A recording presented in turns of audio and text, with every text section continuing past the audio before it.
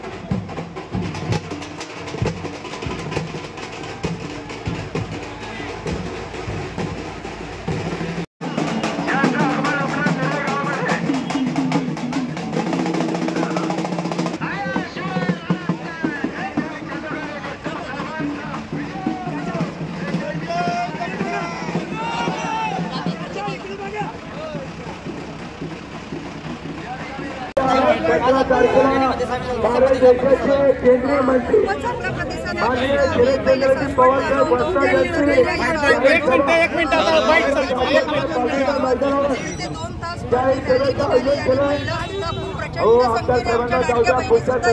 उपस्थित होता रॅली झाली ही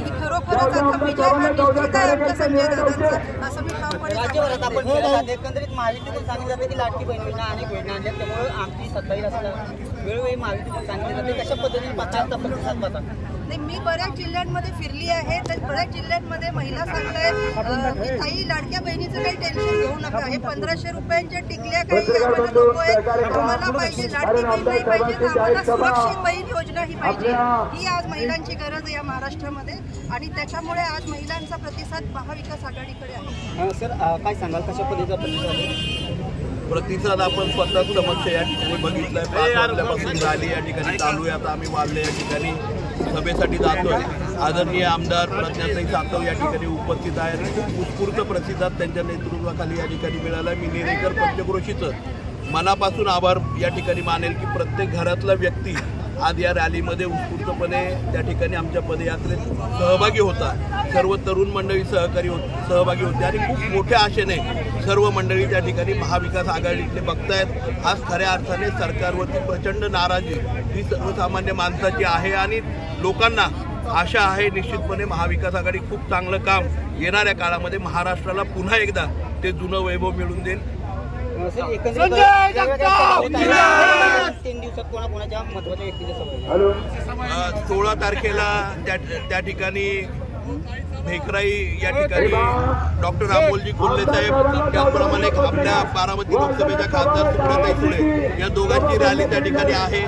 त्यानंतर 17 तारखेला शरदचंद्रजी पवार साहेब, संजयजी राऊत साहेब शिवसेनेचे नेते यांची सभा, जाहीर सभा त्या ठिकाणी 17 तारखेला पालखी मैदानावरती साचवली। 23 तारखेला गुलाल माझ्या पुरंदर हवेलीच्या सर्वसामान्य जनतेचा आहे, कारण सर्वसामान्य जनता ही महाविकास आघाडी